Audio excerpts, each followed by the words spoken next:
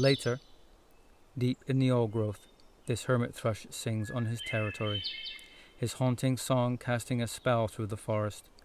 Stopping to listen, I find myself drawn in, enchanted as the quiet peace of the deep woods envelopes me.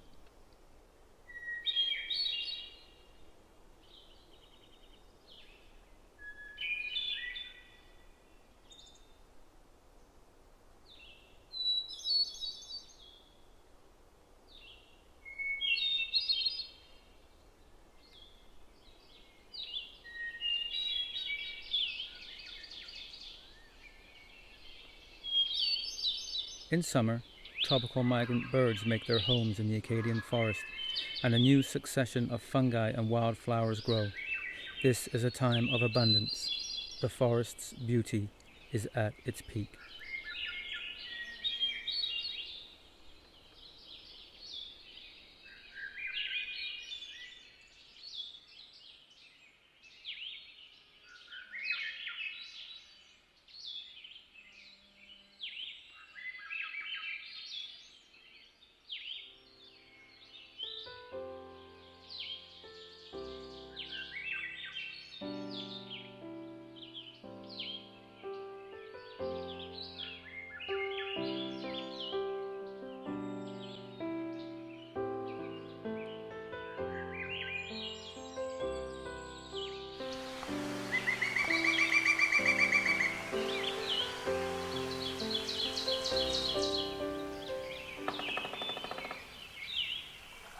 In early fall, the first frost begins a process that causes an eruption in the Acadian forest, its changing colours known the world over. The forests at this time of year have inspired painters, poets, photographers and those who seek out the beauty of the fall. It is the time of year we pay special attention, travelling by the thousands to national parks to experience this natural wonder in all its glory.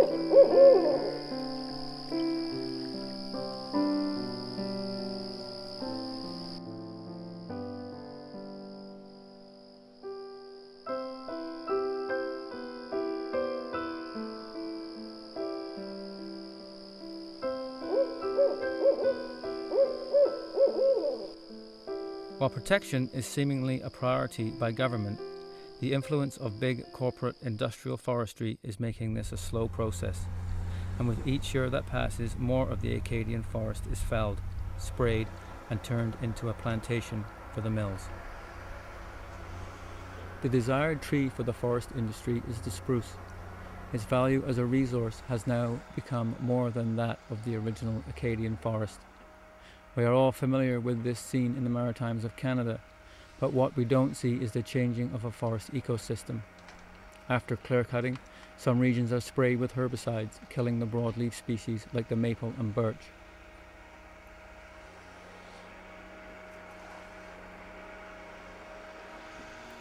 Many of us believe that the earth is ours, that the living things we share the planet with belong to us, that they are ours to do with what we like.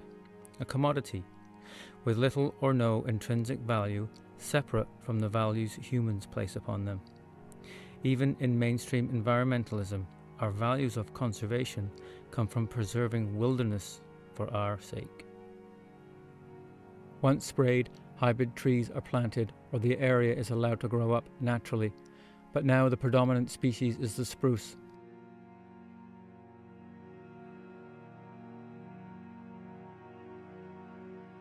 Here you can see a remnant Acadian forest that has been heavily cut to favour softwood, the original forest and understory now gone.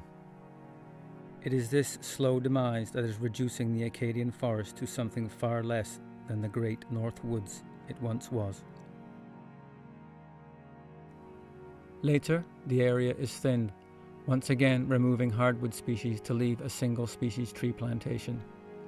This is not a living forest, but a crop, and will grow into a heavily managed industrial woodlot that is nothing like the original Acadian forest that once stood here.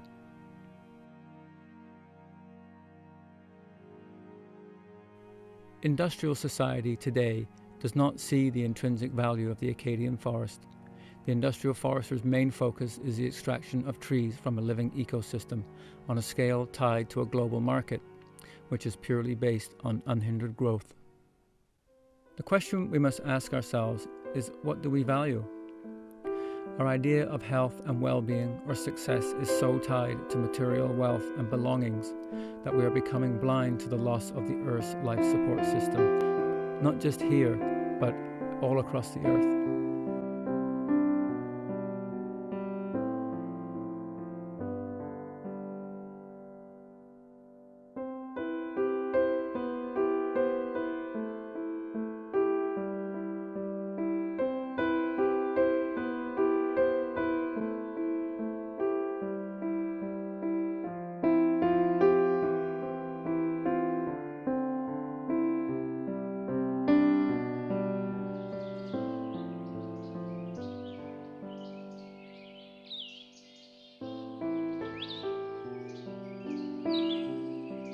Our current industrial ideas of infinite growth need to change.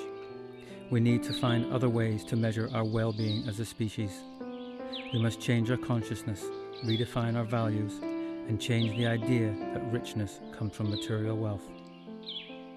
As Gandhi said, be the change you want to see in the world.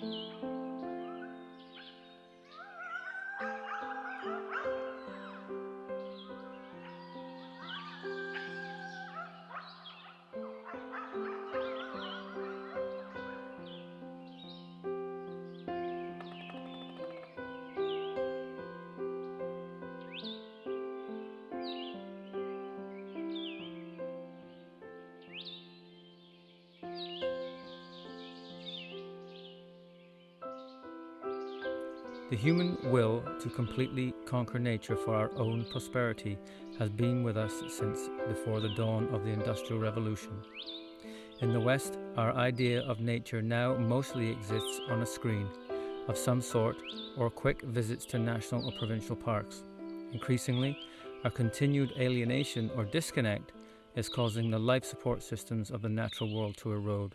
The evidence is everywhere.